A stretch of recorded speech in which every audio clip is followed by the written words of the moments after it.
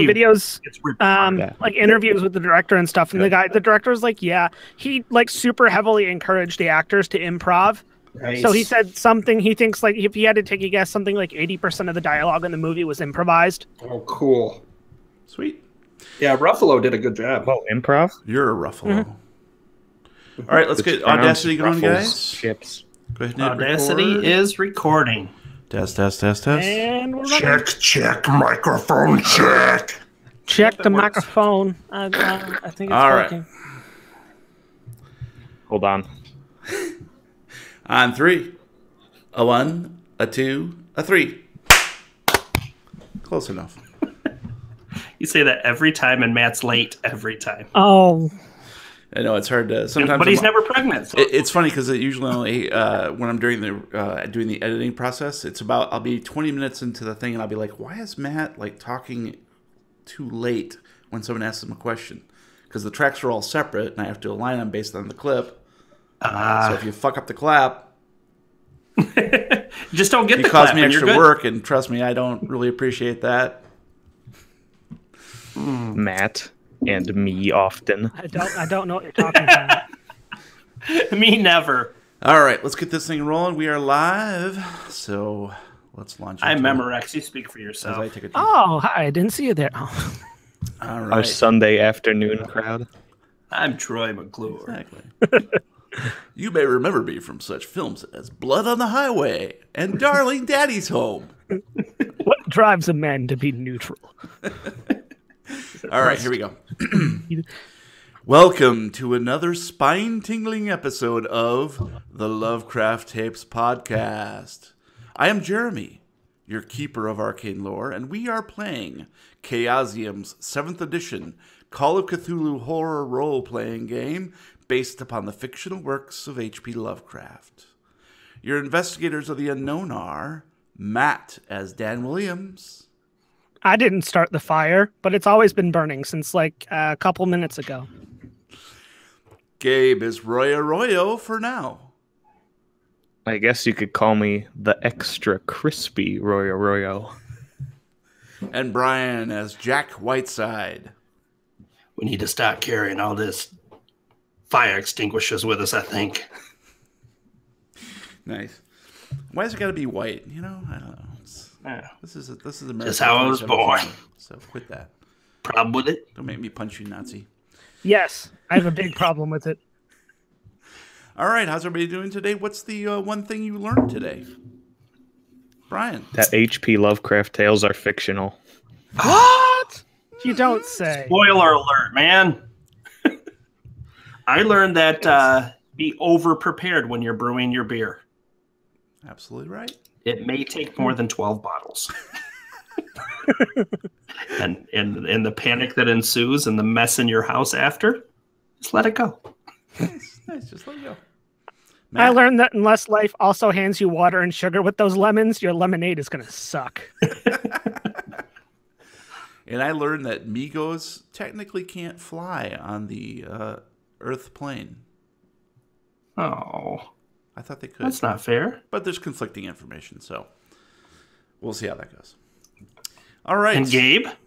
Okay, Gabe said the Lovecraft episodes were not fictional. Oh, So it's all true stories here. just figured that out? Yeah, that's why we have Robert Stack do all the intros. Oh, that's right. And That's who that is. Oh. Not All right. anymore.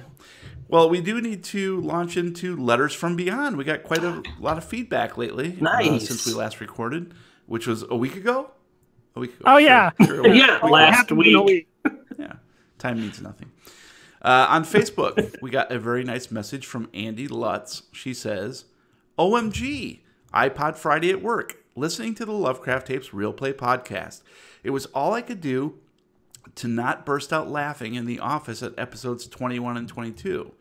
Brian and his voluntary sanity roll, LOL. Then 23 devastated me, and now on 24 and totally discombobulated. I feel like I've lost a friend, guys. I want to skim over the next few episodes and see if I can find the friend again. This podcast has become my life. Oh, thank you so much. That's nice. Yeah, I like to go insane. I wouldn't recommend that our podcast become anybody's life, but No. I'm very glad But that if she's it enjoying has it. to, I'm glad it's your life. Might as well, yeah. My life. Your life, no. Your wallet, yes. Give us all your My money. life is a different story. Oh, God. Yeah, it is. So I thought that was very nice. I'm trying to think. It wasn't 23, 24, the end of the Contented Cow, and then the reveal of Charles and all that. So, yeah. So pretty good.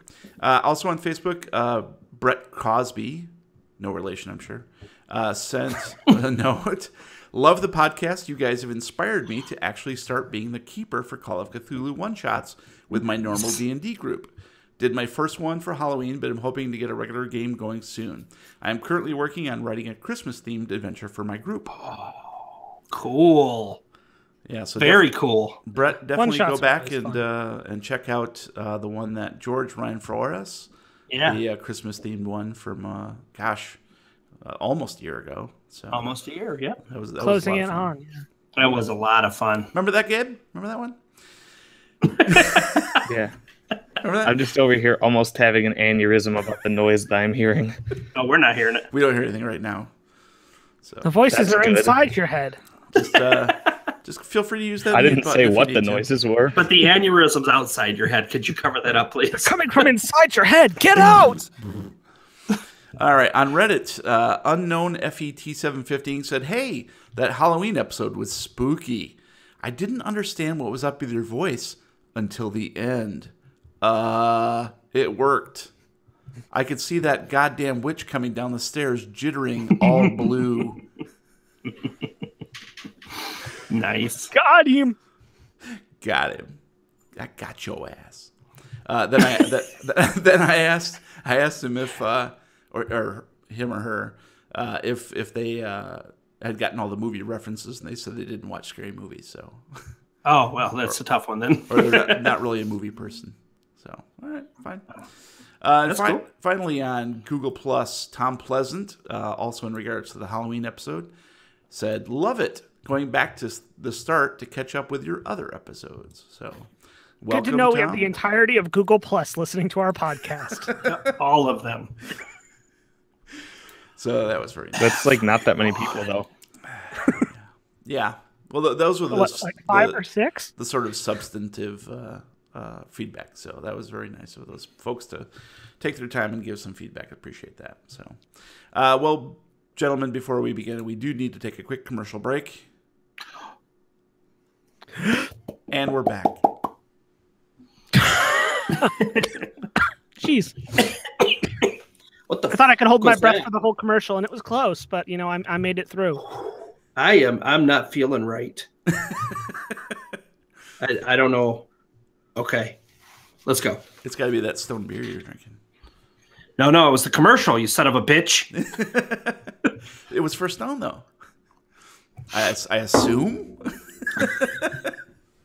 Well, you know what they say about assuming, Jeremy. Nope. Makes me an ass. You want to Yes, be a lawyer? it does. It makes me want to kick you in the dick. Oh. That costs extra, but I'll pay it. All right. All right, here we go, guys. And now No. we continue. Chapter 5, Hell House. Previously on the Lovecraft Tapes.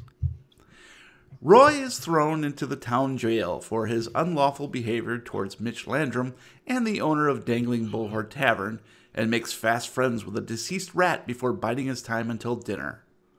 Meanwhile, Jack survives his encounter with a fallen mannequin and strikes out to find Dan, who, as it turns out, blunders into Lauren.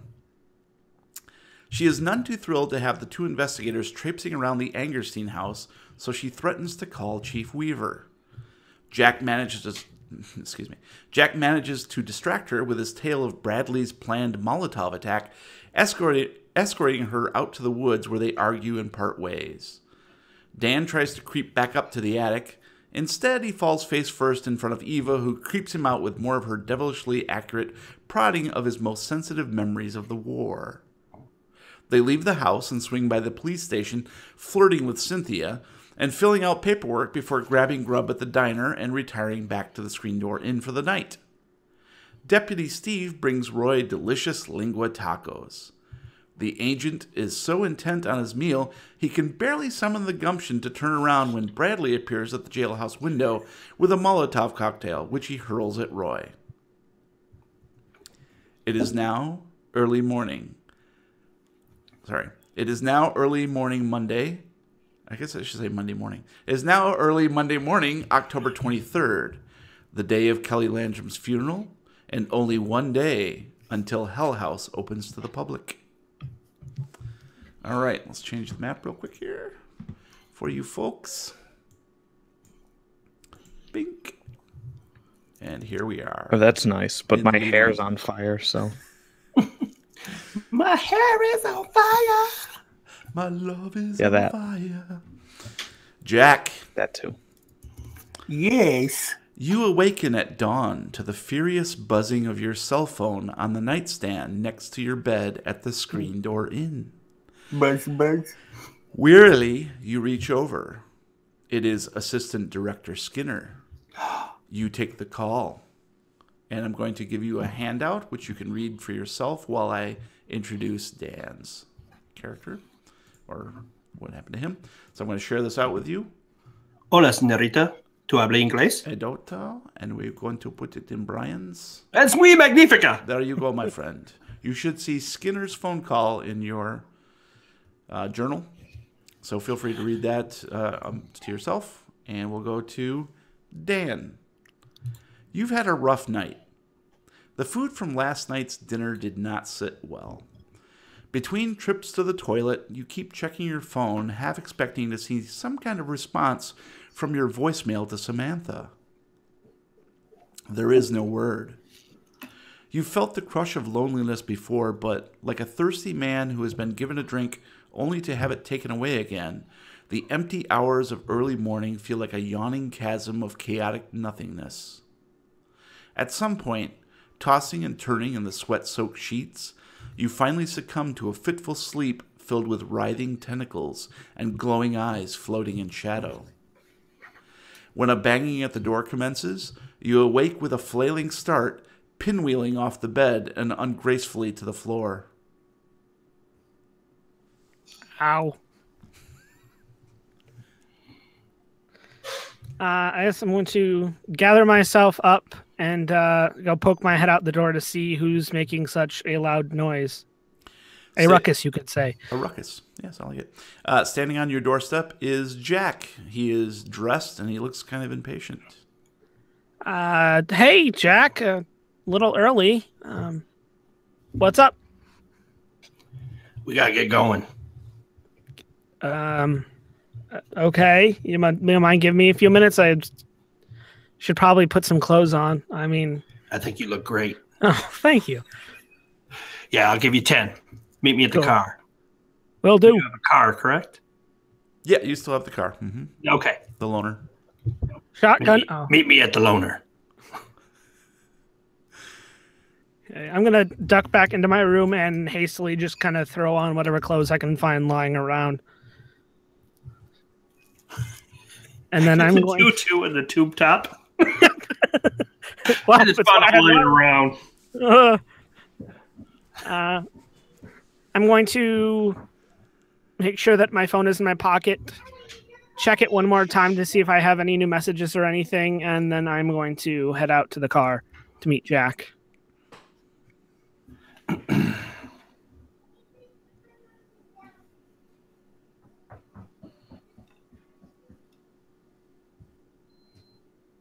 Just the two of you guys. You guys take it.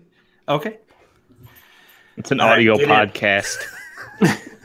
What? I didn't know if we were waiting for something. All right, get in. I wave him to get in the damn car. Don't just go out to the car. Oh. Okay. You can do I it. guess I'll swing over and hop in the passenger seat. I locked the door. Oh. Psych. Oh, yeah. All right, we got some information from Skinner. Cool. We get the paperwork we need so we can get the sheriff off our Yeah, ass. she's faxing that over. I'm not too worried about that. That will be taken care of. Cool. They have spotted Bradley a couple towns over, so the FBI is going to be taking care of that. So they will catch him, take care of him. That's good. We need to get as much information and dig deeper into this investigation. So she wants us to put the spurs to him, huh? That is correct. Okay. So why don't we, first off, what time is that funeral today? It is at 10 a.m. Thank you, Dan. You're welcome. How do you change your voice like that? Yeah, years and years of practice. Ah. I did a couple of cartoons back in the day. Hey, I don't want to hear about your personal Jinkies. life. All right. So what I'd like to do is I'd like to run by the haunted house. We are going to make sure that nobody is in that house, and we are going to scour it top to bottom, the two of us. Things got a little weird last time we were there. So That is correct. We're going to stick together, and we're going to make sure this is taken care of. Okay. I'm going to take out my phone, and I'm going to text Skinner saying that we need as much support as we can. We're going to empty out the haunted house of any people, and we are going to take charge and go through the house with nobody in it, completely abandoned, so we can make sure we're checking every nook and cranny. Okay. Whether that's sending some FBI agents over to help assist keep people out, or a different law enforcement group coming in to help, anything that can help us is what we need. Okay. So you send that text? All right, get in. We're going. So I'm going to drive us over to the haunted house. Okay. All right. So you guys are en route to the haunted house, and we'll switch over to Roy real quick. Roy.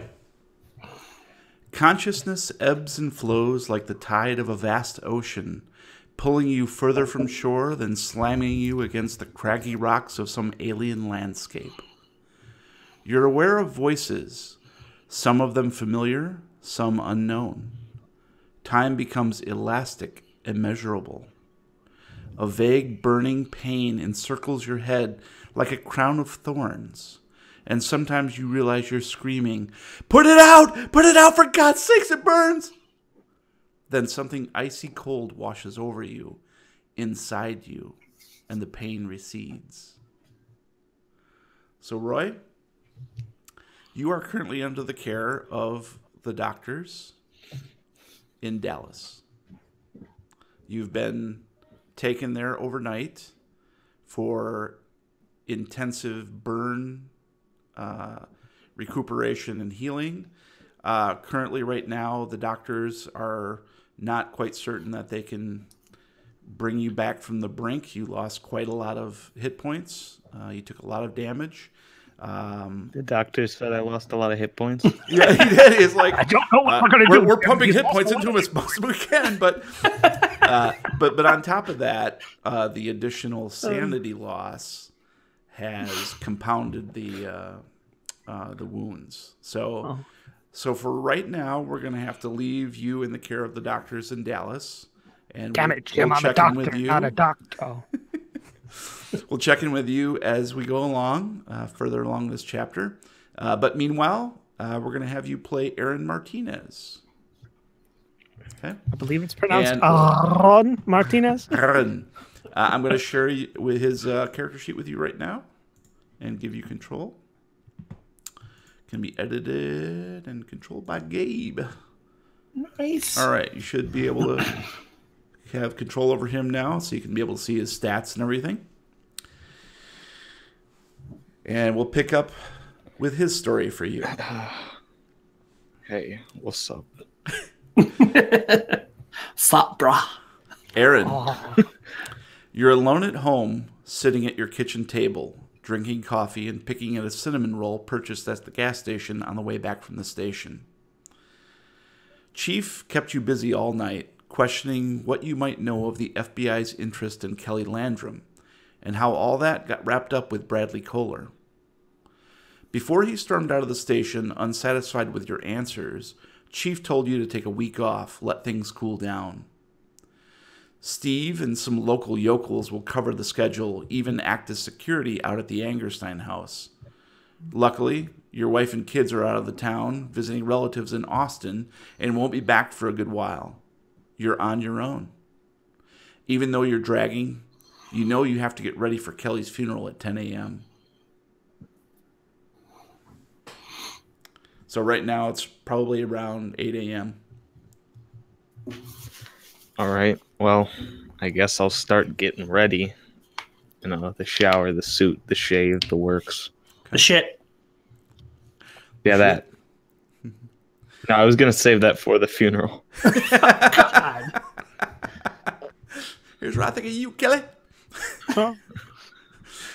All right, so you spent some time spiffing up and putting on a suit. Tell me what Aaron's thinking, since Kelly was, once upon a time, his girlfriend.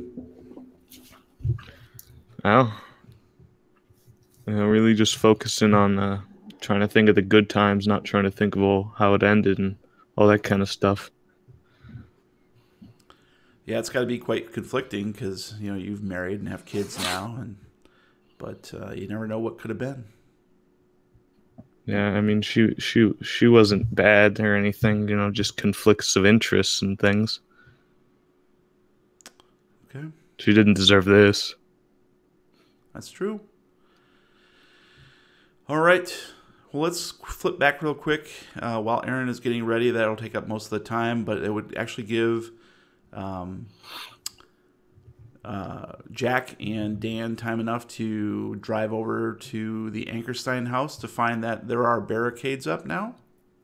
And you see a couple good old boys manning the entry to the driveway with shotguns. And you can see Steve Eller's squad car parked over closer to the house. Mm-hmm. Fuck. What are we going to do? All right, I'm going to pull up. I'm going to get out. I'm going to walk up and have my badge ready. Special Agent Whiteside, we have jurisdiction here. Paperwork's back at your office. You need to check that. I need you to clear out now. Did you hear that, Bill? He said we got an office. He spits on the ground and sort of hefts his shotgun a little bit, looking you dead in the eyes. I tell you right now, if you don't follow this rule, you will be arrested and removed, and you will no longer be an officer of the law. This is your last warning before I make a call. I'm no officer of the law. I'm just deputized. Somebody's got to cover Aaron's ass while he's gone in, right, Bill? And all right, please move. Please move the barricades. You see Steve Ellers standing on the porch, sort of looking down the driveway towards the barricades, and Steve calls out, "Is that you, Mr. Whiteside?" That is correct. I need you to move this barricade immediately. Oh, we can't do that. The FBI said we had to keep it up. We are the FBI. Well, then you should know. We need to get in. Let me come out to you. All this yelling is just too much on my throat. We need to get in. And he saunters on out, and he's like, sticks out his hand. How you doing this morning? I'm good. I shake his hand. We need to get up to this house. I need you to keep everybody out while we go through it. Oh, no, Chief said we got to keep everybody out. It has nothing to do with the chief. This is above him at this point. This comes from the federal government. Well, I ain't seen no paperwork. It's back at your office. You need to check that. You need to get it taken care of. Well, we need to get in there now. I'll call Cynthia. And he whips out his cell phone. And Oh, whoa. Put your cell phone away. That's disgusting. it's big. You like this? It's a Pixel 2. It's real long. Yeah, Cynthia, I got Mr. Whiteside, Agent Whiteside here, and he says we got some paperwork or something. Oh, what? Oh, okay. No, nothing. Okay, all right. No, sorry, Mr. Whiteside. I'm sorry, Agent Whiteside. There's nothing back at the office.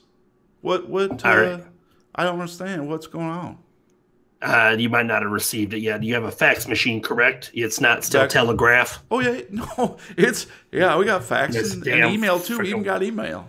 What the hell's an e-mail? All right, okay, I'm gonna get on my phone and I'm gonna call Skinner right now. You get her voicemail, and there's no response to your text that you sent earlier.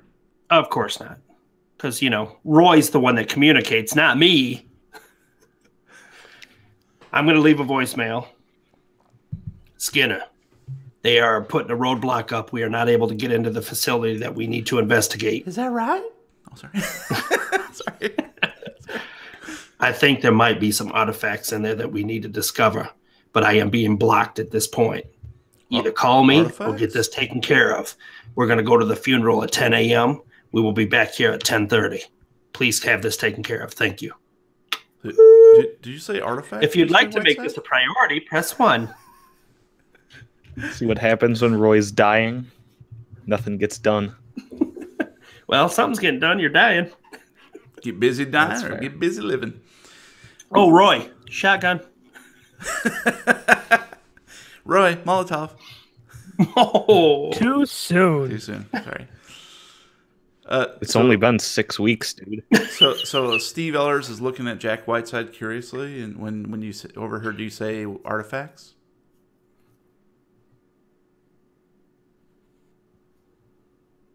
What are artifacts, sir? There any type of proof that we need that something went on in this house that was criminal. Like what? Like possibly somebody convinced that poor girl to kill herself, or provided her with a weapon to do so. That old junkie? That don't seem likely. Well, you're entitled to your opinion. All I right. just go by the All right. facts. Okay, you're right, sir. I'm just Which should be at your office. facts, just the facts, ma'am. Just the facts. All right. Well, let me know if that paperwork comes in. But otherwise, we're just here providing a little bit of security to the folks that are finishing up the house. It's going to be open tomorrow night if you want to come. Oh, I'll come. $50 a head. Oh, shit. That's like $30 for me. Just think of it as like an IMAX. All right. I'm going to get back in the car, and we're going to head on over towards the funeral. Okay. So I take it they did not just take your 9 o'clock, I'm excuse assuming. at face value. Well, we're having a little bit of a hiccup when it comes to paper and getting approval for some reason. In the middle of bumfuck Texas, I'm not surprised that you're having issues receiving Well, I'm wondering if it's getting blocked. So what, you think they unplugged the fax machine or something? I wouldn't doubt it.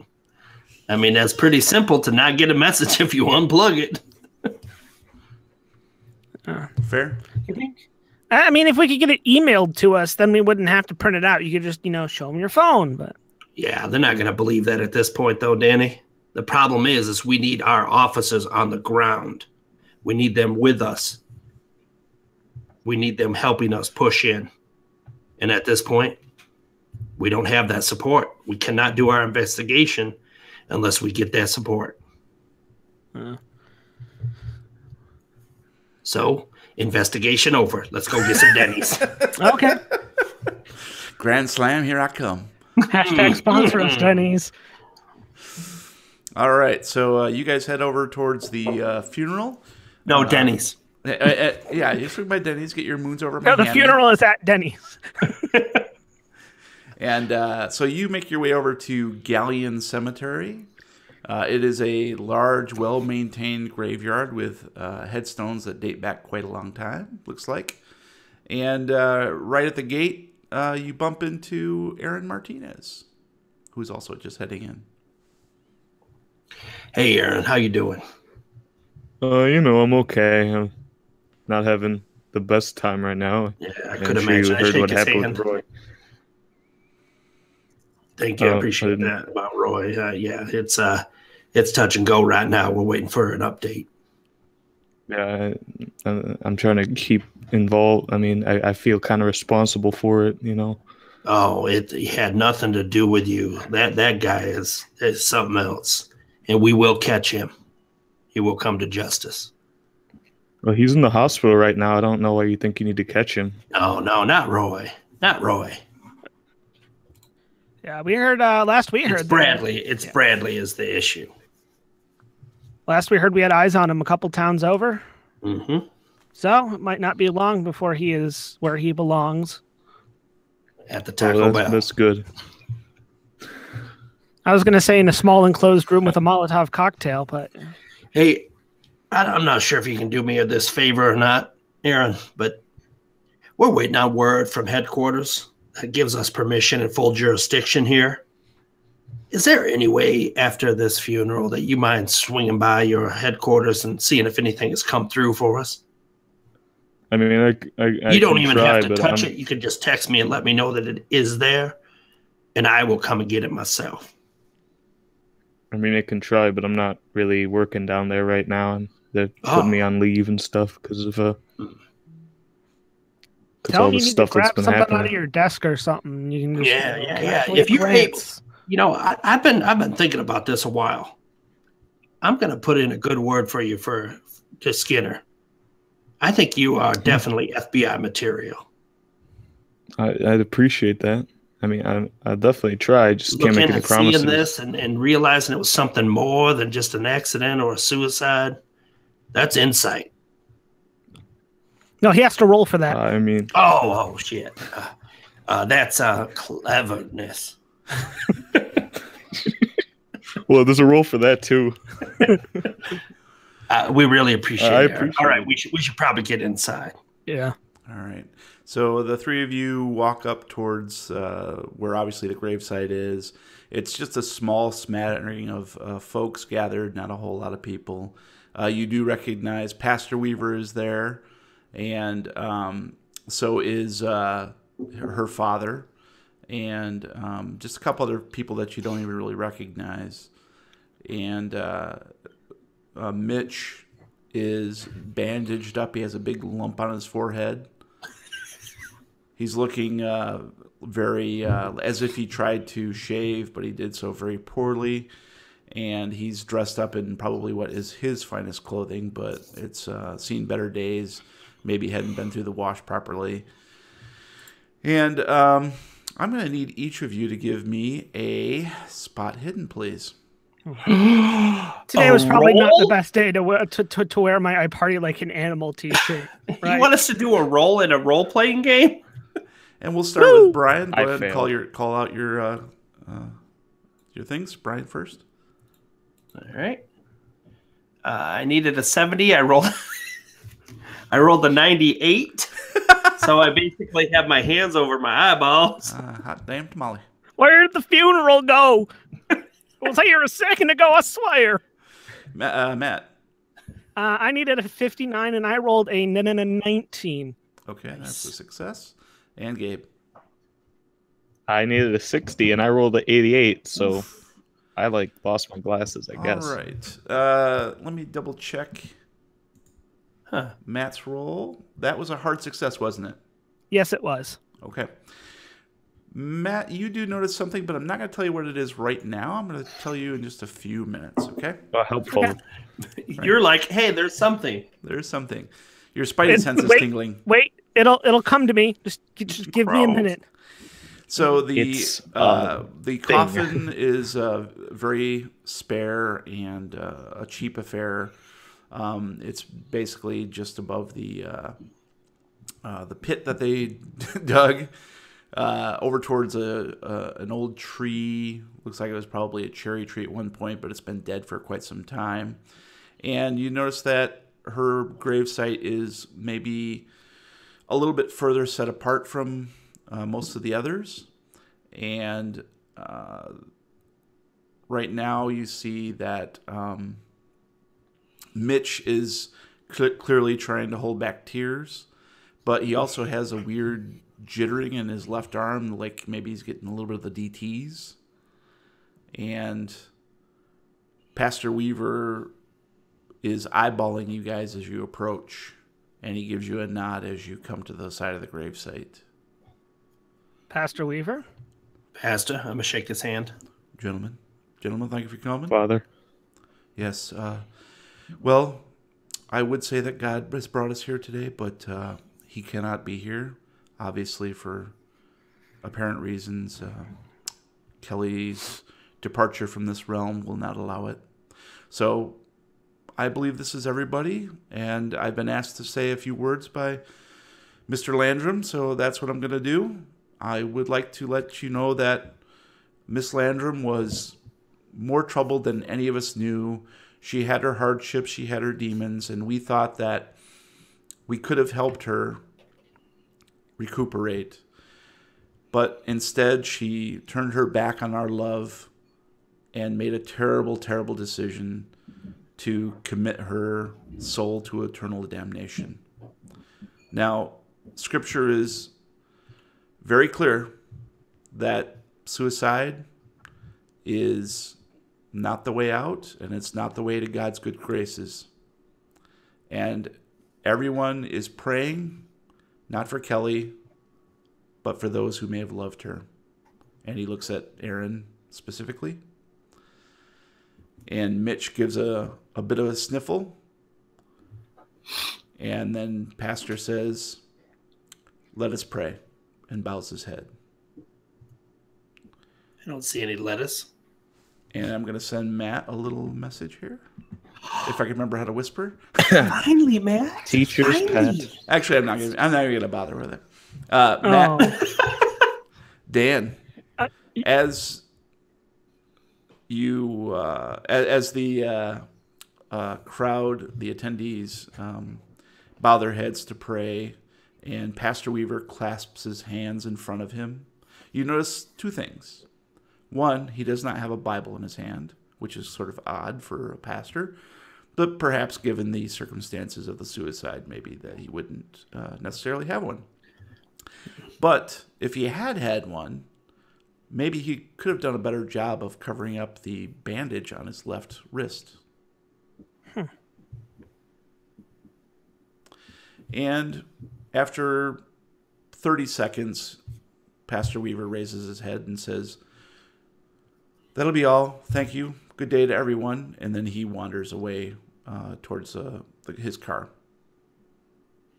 And the gravedigger begins to push the button to lower the casket into the ground and gets ready to shovel some dirt on it.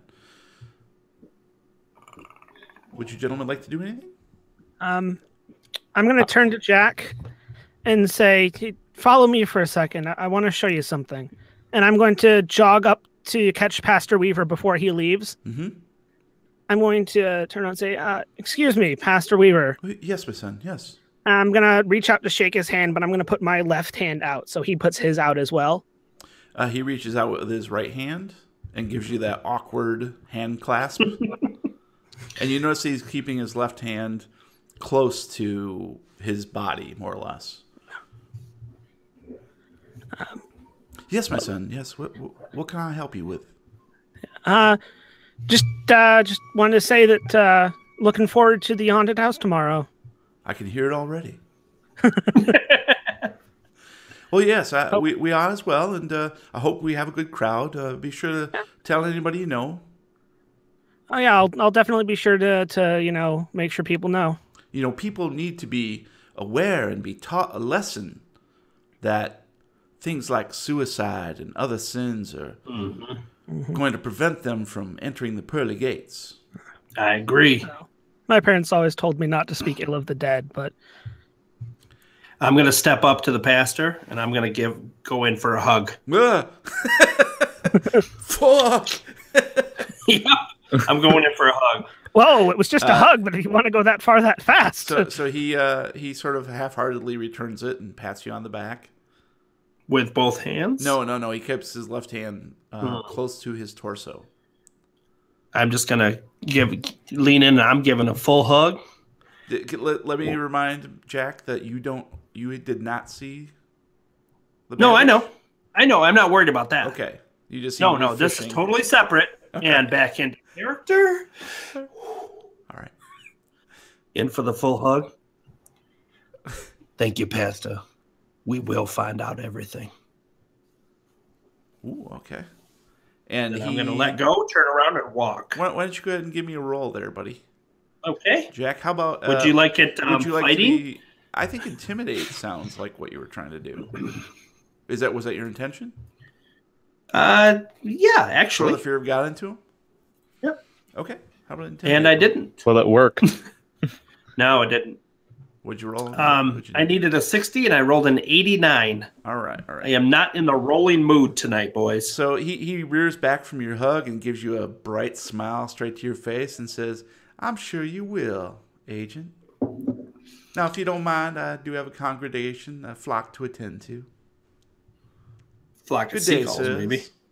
And he wanders away. Aaron, Danny, what were you doing during all of this? Sorry. I approached Mitch and Oh, gave condolences. Hi, Miss Martinez. A bad day. Bad day. Well, this is a beautiful funeral.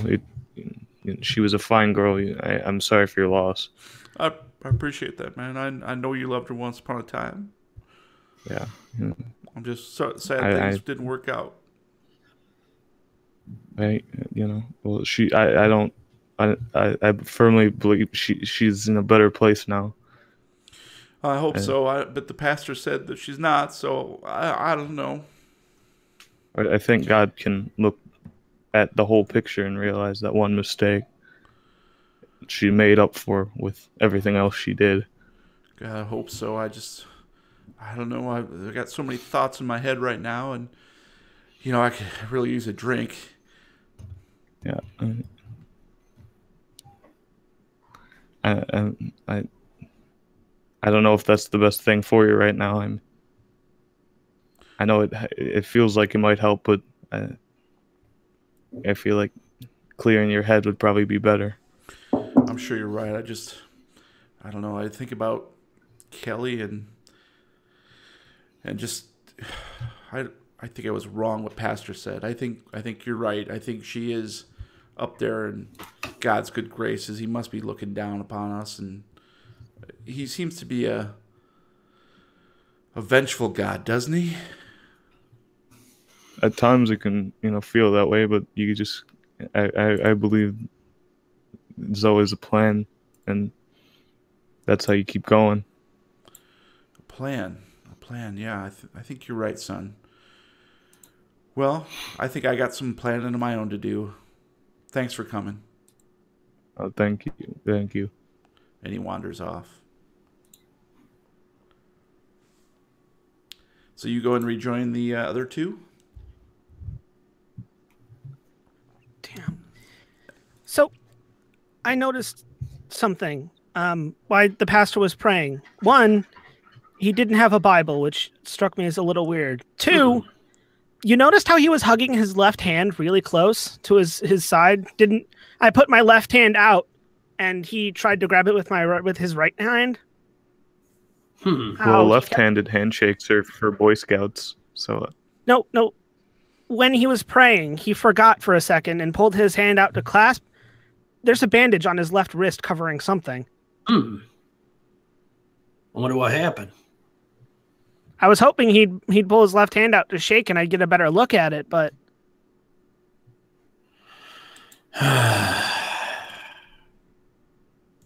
He's hiding something. Well, with this whole town is hiding something, Danny. Yeah. The way the police are over-aggressive, the way they don't give a shit about anybody trying to burn down their huge church fundraiser house, there is something definitely going on in this town. Doesn't look like we're going to get any support, so I think we should just book a flight the fuck out of here.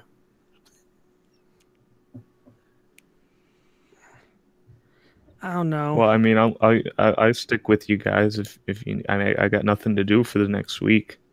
Aaron, I really appreciate that. We just need to get to the bottom of this. You know what I'm wondering? I mean, I kind of know my way around. You know everybody in this town. Yeah, for the most part, yeah. I'm wondering if there's any way. Oh boy, this will put you in a spot. Cynthia does like you, if that's what you're asking about. Yeah, she told me. Oh, I knew that. I knew that. They all like me. What I was thinking is if there's somehow we could get you into that house, in uniform, of course, maybe we could get you to clear it and sneak us in the back. If you're up for that, maybe really put your career on the line. I mean, I guess I could try. I would think that like I think that the word's out that I'm off duty this week. I would think. Yeah, that's probably true. Boy, I mean, it's not we a need big to get town. into that house, but we are running What into if- literal roadblocks. What if you told them that you just wanted, a few minutes where Kelly was last before she passed?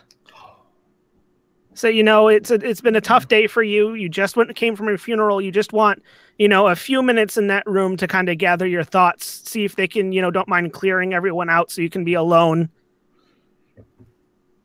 Yeah, I mean, I'd try it. I mean, they know that we used to date. I mean, That could be so good.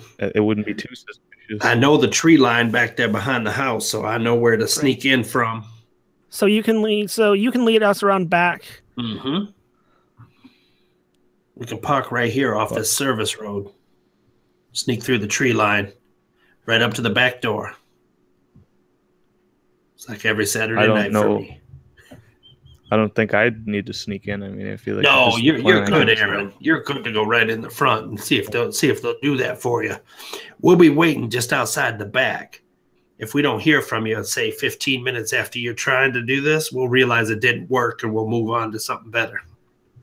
Okay. I mean, I'd be willing to try. I don't. Oh, we really appreciate that. We just want to get to the bottom of this, make sure there was no foul play.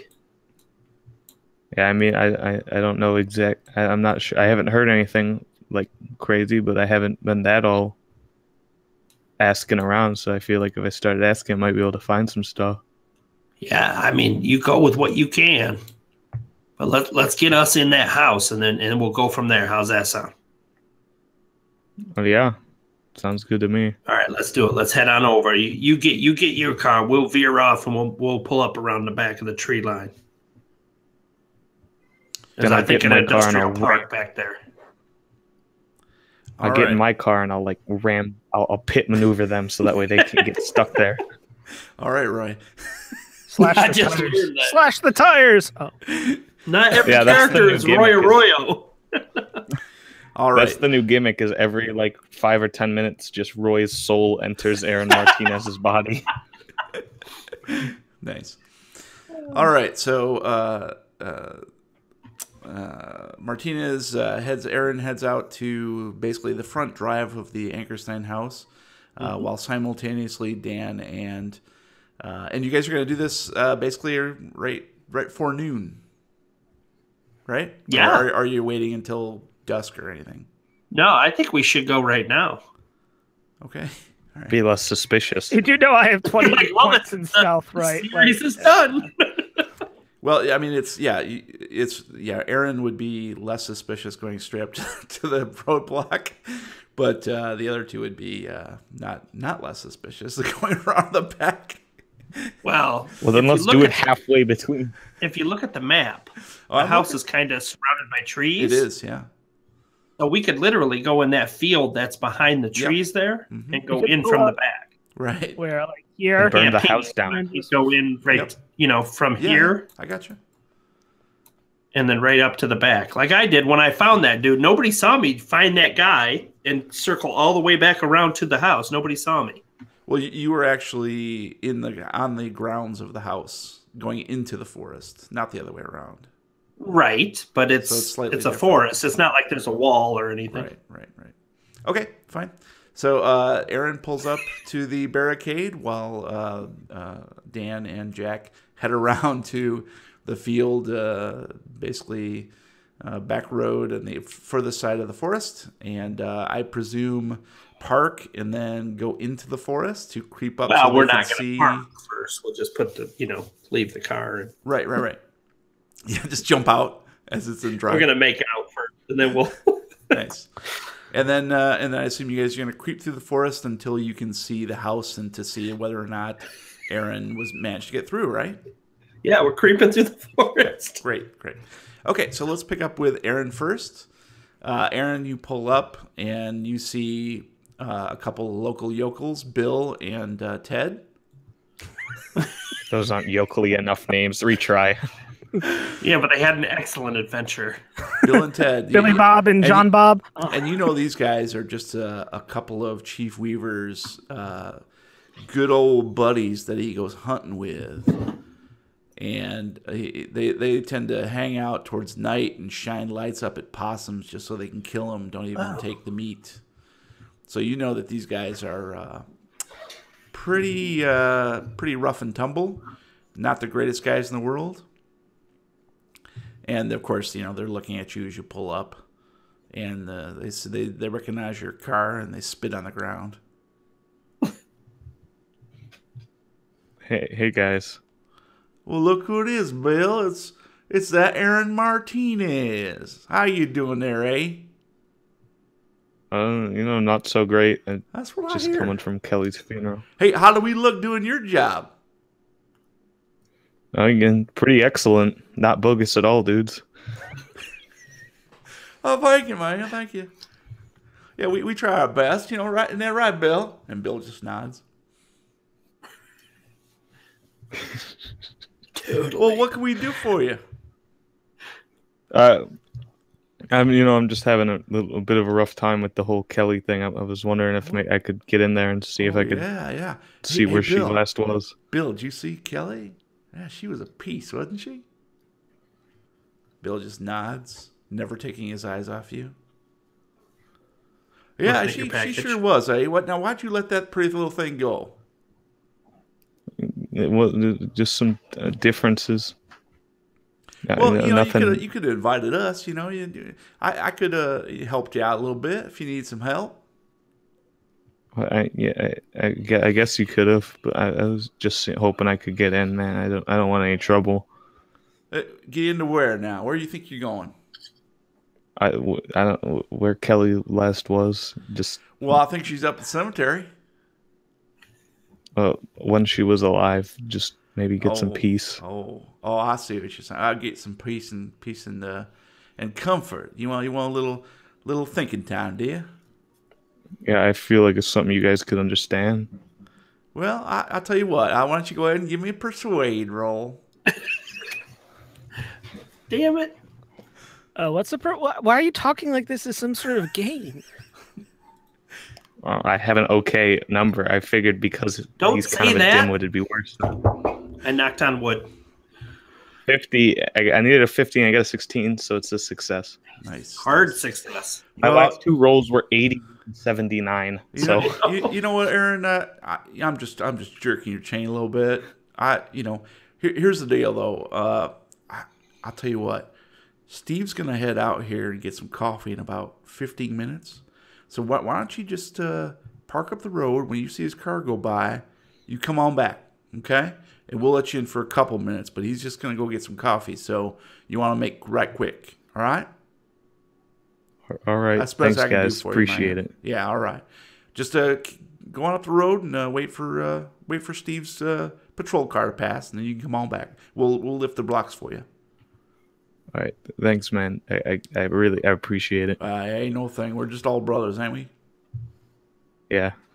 I don't know why I'm from the South all of a sudden, but you know. A war of northern aggression. All right. So now what? We have 15 minutes of dead air while we wait. Exactly. Yep, all right, and go. Okay. So you head back out to park at the end of the drive, and meanwhile, Dan and Jack are the Hall of creeping Justice. through the forest, being very careful and sly. Why don't each of you give me a stealth roll? Oh, not a fighting brawl roll? Boy. You sure? Fighting about that? bra. That's weird. I'm fighting the forest. What's Does up, that bro? count? Give me an archaeology roll. How about you? Hey, I passed something. I needed a 60. I rolled a 49. Nice. I needed a 28 and I rolled a 98. Oh, you Ooh, died. That's rough, buddy. Did you want to try to re-roll that? No. Push the roll, Matt. No. Spend the luck, dude. All right. Spend all 50 points of my luck. All right, so That actually still here's what wouldn't be enough. happens, and this will be fun. So Jack is very stealthily and skillfully moving through the forest that he knows so well. Dan is trailing slightly behind him, and he gets a little distracted. Maybe his eyesight's not as good inside the dim interior of the forest. Hey guys, I found this great coat made out of tin cans. And Dan, as you're creeping along, you realize that you've lost sight of Jack. He was to your left, up about maybe 20 feet in front of you, but he must have darted behind some trees. And you've kind of lost your bearings a little bit.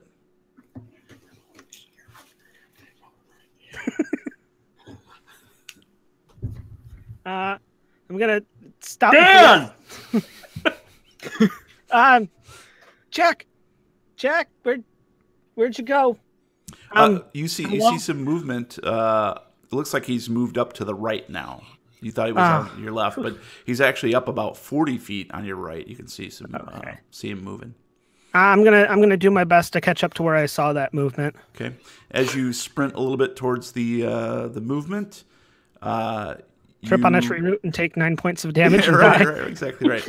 No, you get a little bit closer, and it's becoming more and more dim within the forest, and a cloud passes in front of the sun, and suddenly you realize that you've caught up to Jack, except he's hanging from a branch about 20 feet up, dangling down, his feet brushing against your forehead, and blood dripping down onto your face.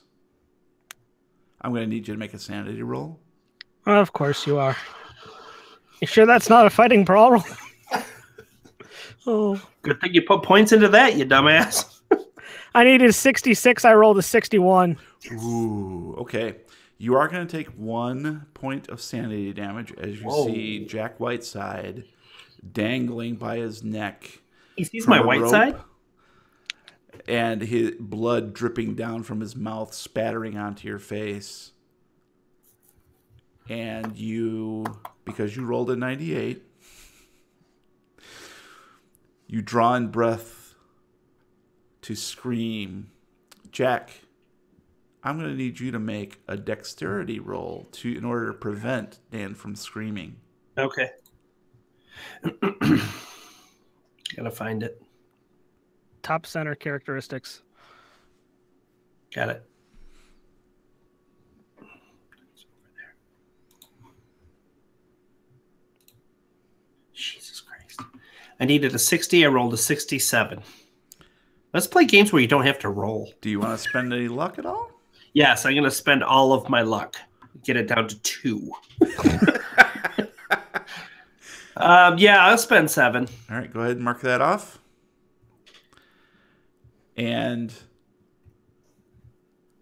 Jack, you realized a moment ago that Dan was no longer behind you. So you backtracked a little bit and you saw him walking the other way, sort of to the right instead of the left, following you for whatever reason. And so you started, crossing the distance to catch up to him stealthily. And that's when you saw a tree pass between the two of you. And then he is standing underneath a body hanging from a tree limb. And he just seems to be shocked. He's looking up at it. Blood is spattering from the corpse's mouth onto his face. And you realize that he's going to scream. And you quickly rush forward and clamp your hand over his mouth. And that's when you notice, Jack, that the body is Bradley Kohler. 2 towns over my ass. Who I don't believe Wow, Dan that's really ever skillful met. if your ass is that far over. So you guys can play that out? All right. I'm going to grab him. Danny, get over here. Flailing. I grab him and pull him into me. Danny, it's Bradley. It's not me, it's Bradley. What? I said it's Bradley. Oh, wait, no, because it was... I'm going to look back up at the hanging body. Take a breath. And you can see that it is somebody completely different who you've never met. God. I swear I looked at that and it was you, and I was just freaking out because middle of the woods, Danny, weird things. Danny, What? I love you. What the hell you doing? I just said, are you okay? Are you still hallucinating? Yes, I do want to have our honeymoon in Tijuana. All right, that sounds great, sweetheart. I don't know what's Danny, going on. We gotta call this in. What are we gonna say? I am not calling it into the locals. You want to call Skinner? I'm calling Skinner again. I call Skinner. It goes straight to voicemail. Actually, no signal, remember? Oh, that's right. All right, I'm going to type a text out that is as much detail as I can see, and I'm going to take a photograph.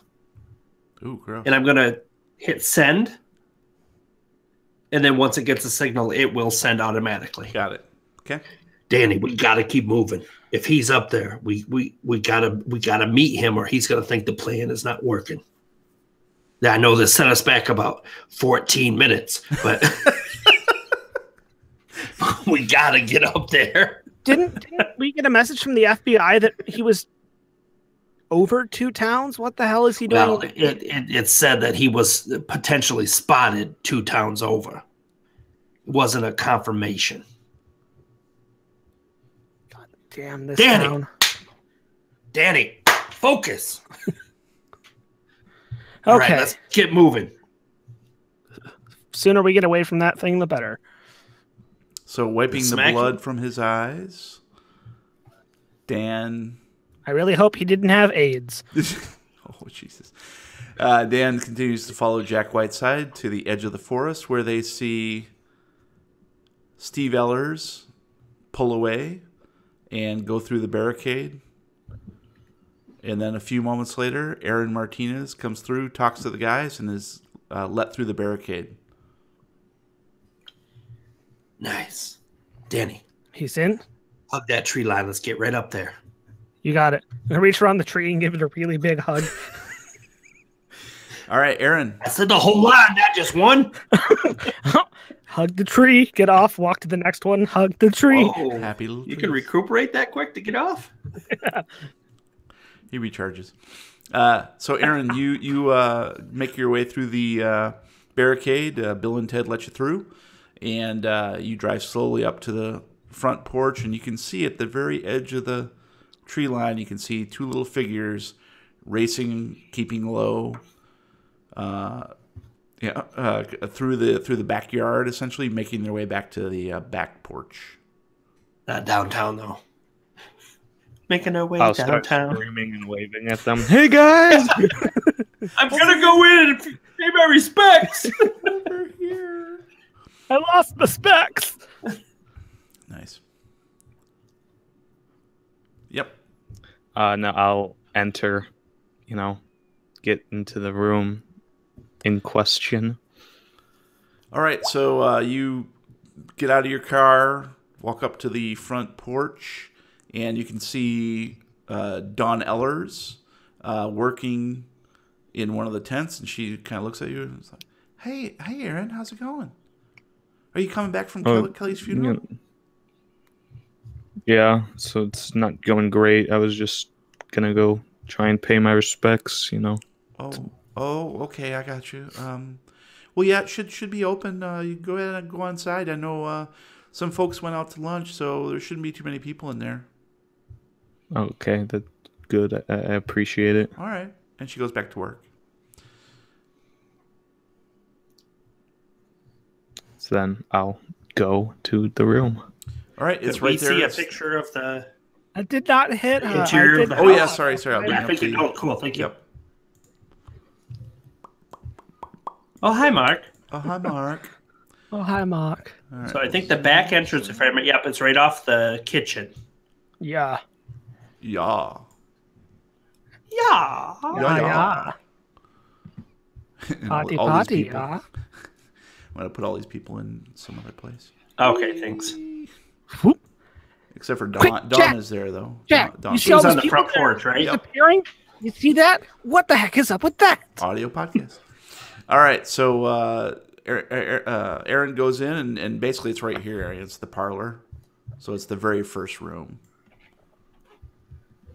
Okay. I'll start looking around, see what I can find. Okay. I mean, And I don't crazy know what I'm looking for. Okay, you're just sort of inspecting the room, more or less. Yeah. Okay. Then I mean, okay. So Dan and Jack creep over to the back porch. Was that your intent? Yep. And are you gonna enter back in through hell, Jack? Yeah. Oh yeah.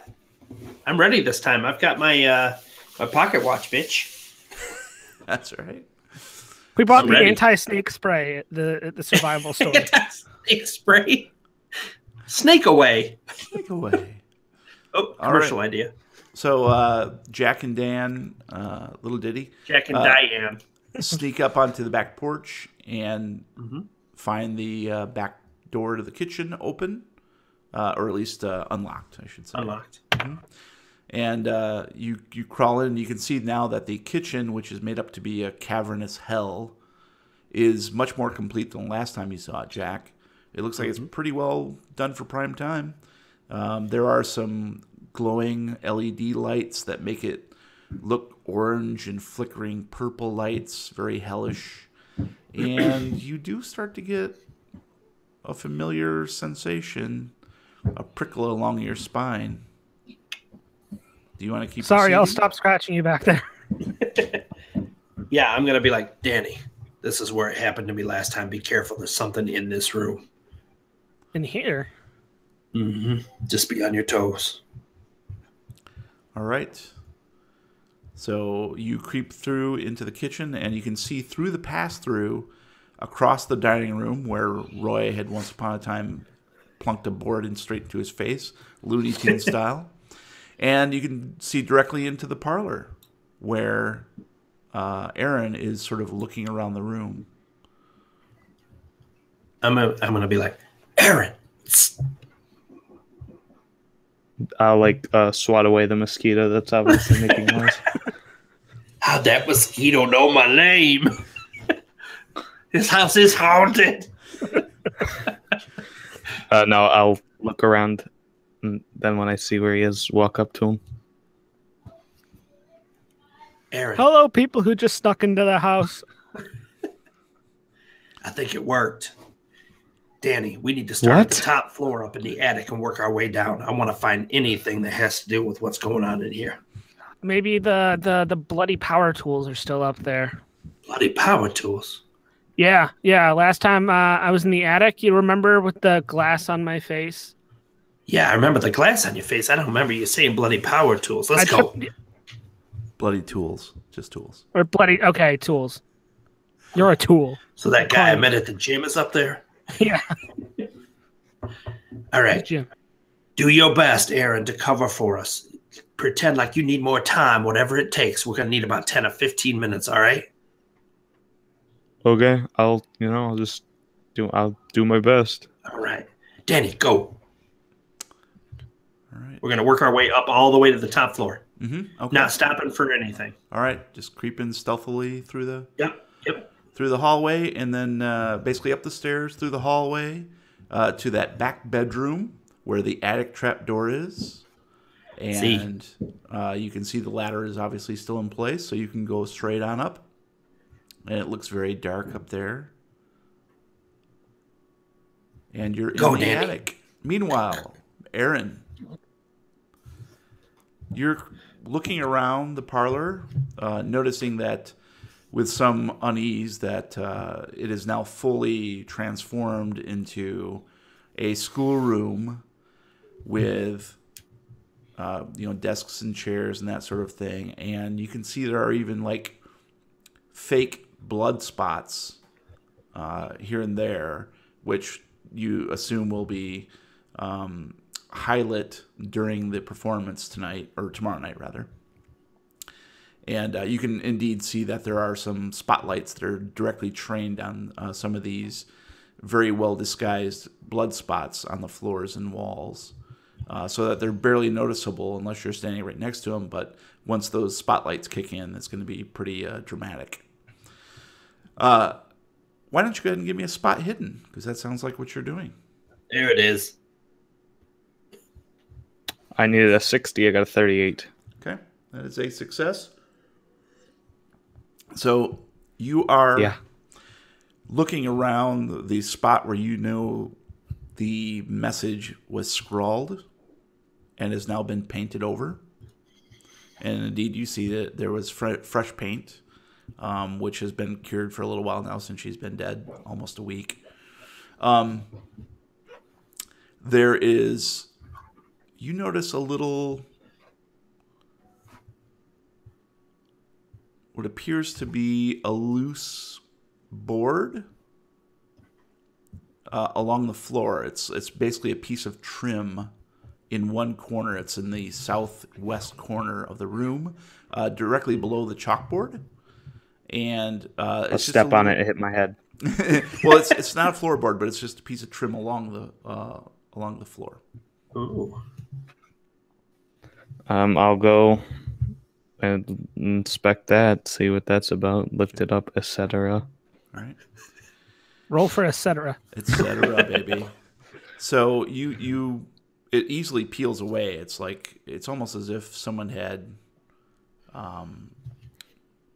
purposely carved away a piece of the trim very skillfully and tried to hide it so that to the naked eye it wouldn't be very visible, but it was very easily opened once you realized that there was a little bit of a gap there. And inside you see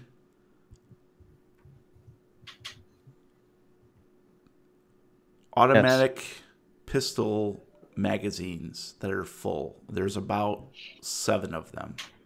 They look like they go to a .45 caliber automatic pistol. All right, let's go back up to Jack and Dan as they ascend to the attic. So you enter the darkened interior of the attic. Uh-huh. And what would you like to do? Ollie oxen free? Danny, what do you see? I mean, not a whole lot. It's kind of darker up here than it was the last time. Are there any of the lights around that we can turn on? Yes, there is a light switch nearby. Okay, I'm going to reach over and flip the light switch. And you see that there's just a string of bare bulbs that go south deeper into the attic. They're pretty widely spaced, so they don't provide a whole heck of a lot of light. But you can see, obviously, since you've been here, both have been here previously, that this is a catch-all, and there are boxes and boxes of things here and there. I'm going to pull out my flashlight. Mm-hmm. I'm going to pull out my phone as well and turn on the flashlight. I'm going to start at the far corner and scour in. Okay. So you're splitting up, essentially? One on each side. Obviously, like two people away from each other, shoulder-wise. All right. Moving along the south. length. Mm-hmm. Deeper into the attic. Okay. And okay. Are you looking for anything in particular, or just sort of seeing if there's anything that jumps out at me or I get a feeling about?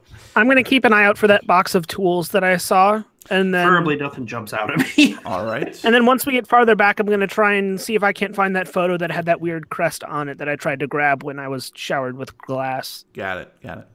All right. Yeah. So, Dan, you do see, like, really 10 feet away from the attic door, that same box that hasn't been moved. And you see there are some saws and some knives. Looks like maybe a drill bit, a claw hammer, and it's just got a little bit of blood on it. Here, Jack, come here. This is what I was talking about. I'm going to come over with my pull him over flashlight to the box and show him the tools. Okay. Yeah. What do you got? Looks like some tools that maybe had been mishandled, and whoever mishandled them probably got hurt in some way, shape, or form. I don't see too much. Are these the tools you were talking about earlier? Yeah. When I was being backed out of the attic by some shadow thing, I saw these covered in blood, and So there was more blood on them than now? at the time I thought I saw more. Okay. All righty. Let's keep looking. Let's see what we can find. Okay.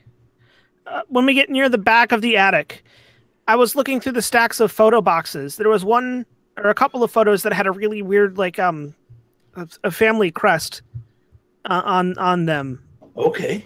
We need to keep an eye out for those because I have a feeling that those might have something to do with whatever is happening here. Well, let's go together and look at that. Show me right now. Let's head right there. Okay, I'm gonna take them to the back. The southwest corner of the attic. Yep, it was southwest behind a full-length mirror, I believe it was. Mm-hmm.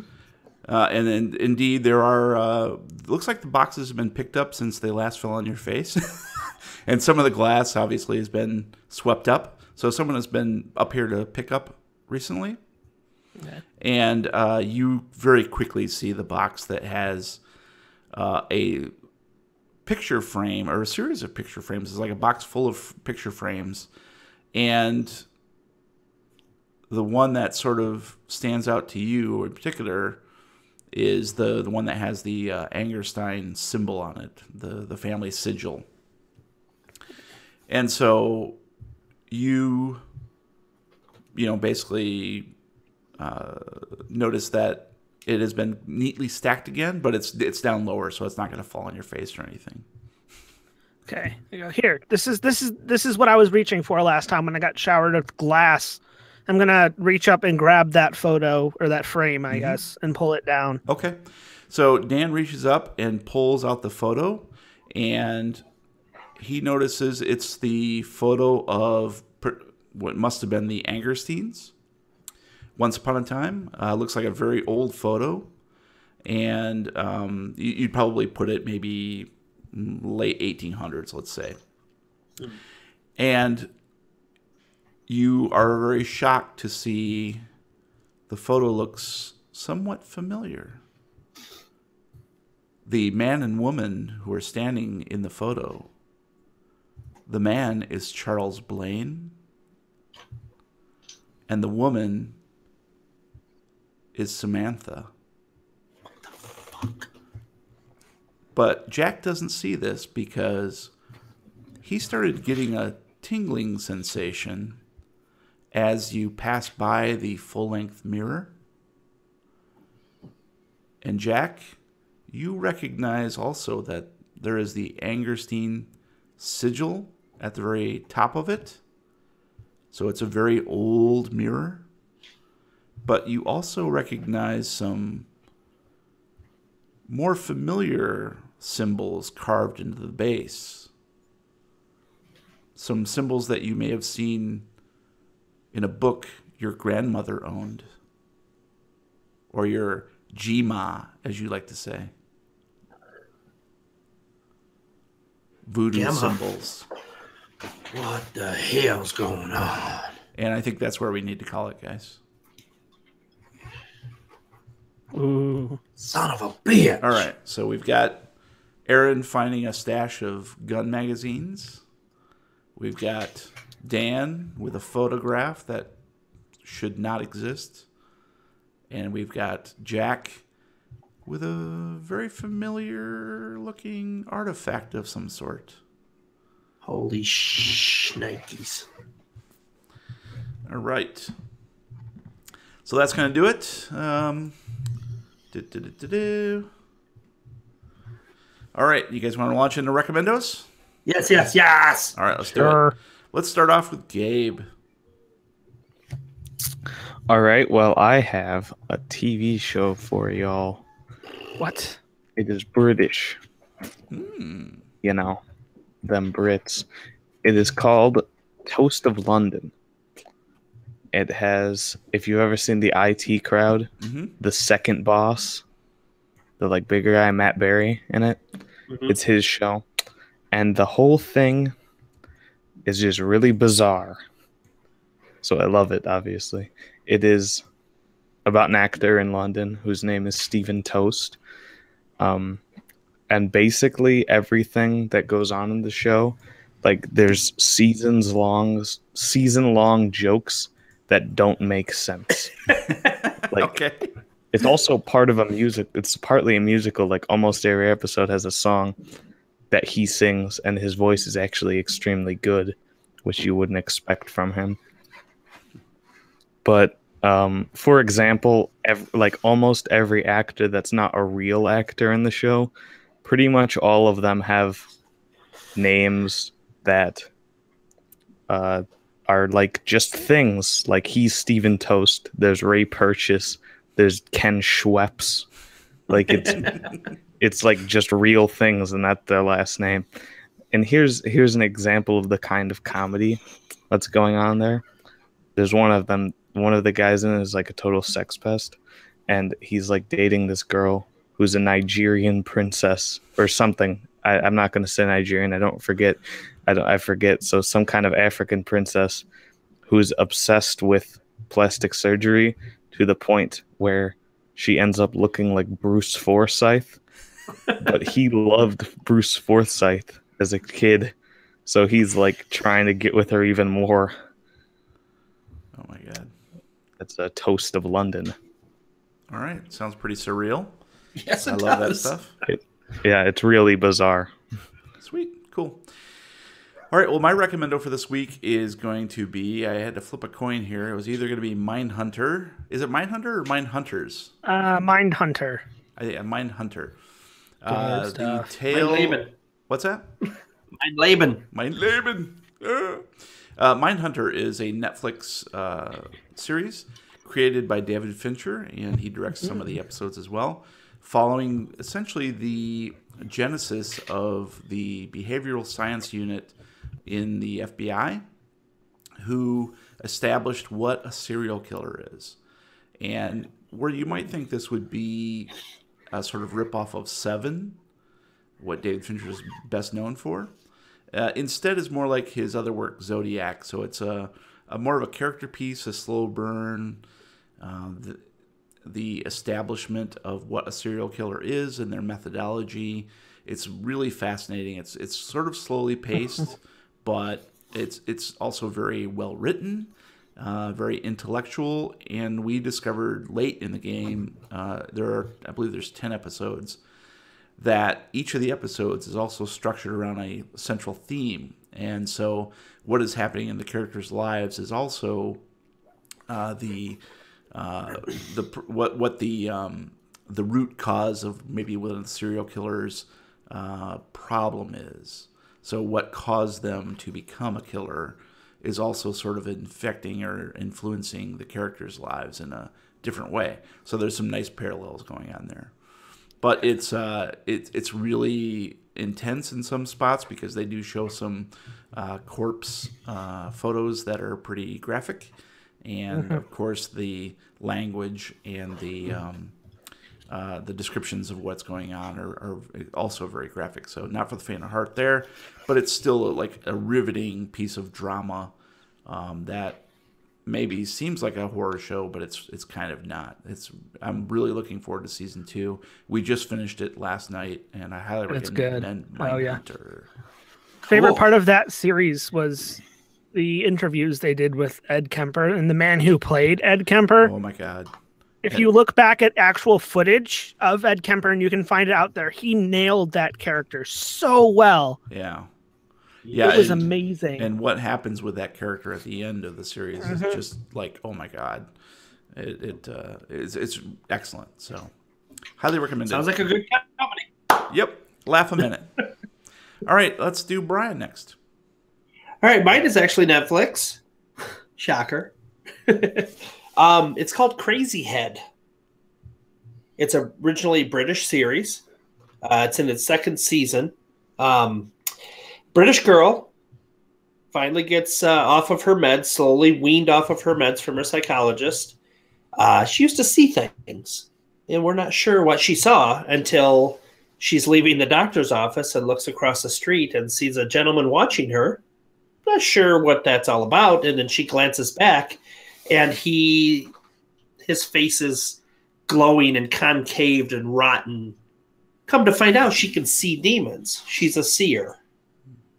And she runs across another girl that is also a seer. And they get into some adventures. I don't want to ruin it because it literally, right off the bat, the first episode, you find out some key information about what's going to happen in the next 8 to 10 episodes. But pretty interesting show. It's got the British humor, so it's not taking itself seriously, which is great. Highly recommend get 2 or 3 episodes in and give it a feel. See if you like it. But good dialogue, great character building, and it's funny. So you get a lot of everything. It's called Crazy Head. Okay. On Netflix. Sweet. How about you, Matthew? This week I have a very lovely indie game that goes by the name Dead Cells. It's like part rogue. I guess you got part. It's a roguelite that has very very Metroidvania roots to it, with Dark Souls-esque combat. You play an unnamed protagonist who has died and finds himself in the basement of this strange castle. And it's up to you to fight your way through all these really strange areas and levels and all this stuff to try and get out to escape this castle. However, it's one life only, as most roguelites are. And once you die, you go back to the start.